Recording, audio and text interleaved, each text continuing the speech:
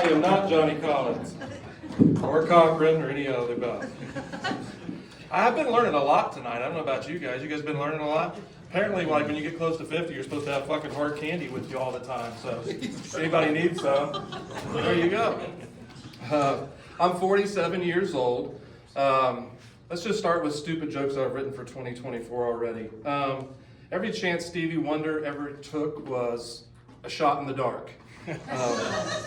Weed jokes have been doing pretty well tonight, so let's try those. I think marijuana makes me smarter, and I can preface this and prove it by saying that I'm in college now and my grades are the highest. I'll go ahead and give you the Hitler joke. We might as well just get to that one. No one's done a Hitler joke yet. Does anybody know what Adolf Hitler drank for breakfast? Fresh squeezed juice. Mm-hmm. Check. Look at the list. Let's go to the fat jokes. I'm three out here. Yeah. I got another fat guy here, at least one. A couple of you got training wheels on. I saw Justin looking at my belly earlier, and I knew what the fuck was going on. And he's right. I don't have much of an ass either.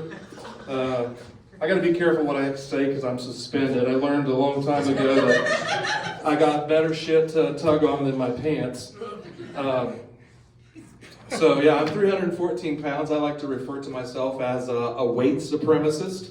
Weight power! Those fat guys are sticking together. I like to tell people I identify with the BMI KFC community, right? I identify with the F, fat. Okay. I did that little 23andMe test where you spit in a tube and it turns out I'm 90% fat and 10% dick. So, big dick joke, there we go, check that off. But seriously, I used to be married for like 20 years, and it was a bad marriage. I talk about this a lot when I come up here and other places. It was like kissing a piranha for 20 years. And I don't know much about the movie industry, but if you're looking for a good cunt double, I know where you can find one. Okay, moving on. About 5 years ago, I had a restaurant and I was getting ready to close it up because I wanted to go back to school to be a nurse. And there was a young lady that I dated when I was 16 years old. She was my first girlfriend. And she came through the drive-thru of my restaurant and said, you know, I heard you need a hug. And I was like, absolutely I do. And I would take one from however it comes. You can stare at my belly if you like. That worked great, didn't it? Long story short, now fast forward, we've been together 4 years and we're thinking about getting married. Yeah. I thought there was some fucking married people. These were the ones that weren't happy about being married. You see that? Here's the truth.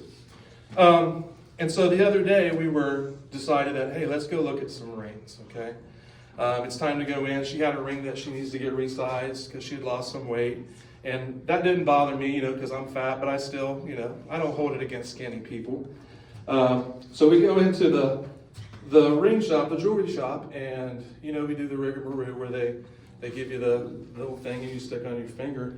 And it's crazy how when you've been with somebody for so long that every day is different and you always learn something new. Like I said in the beginning, I feel like I'm learning stuff all the time. And what I learned that day was crazy. Like we walked out and I just couldn't believe it because my girlfriend's butthole is a 13 and a half. Okay? Right. And what's even crazier is the fuck knuckle is a 14. So I think that, you know, we're working up to that.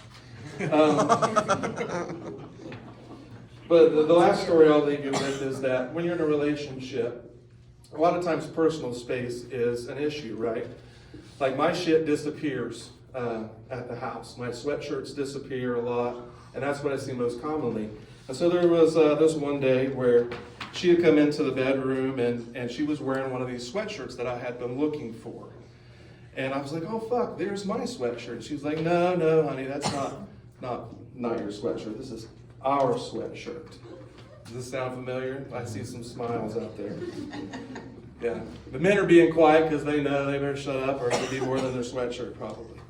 But long story short, I figured out how to fix this problem, okay? And so I'm a clever guy. She went to the store one day and I said, well, I'm going to fix her. So I went into the bedroom and I found one of those little pair of T-back underwear. You know what I'm talking about? The ones with the little floss.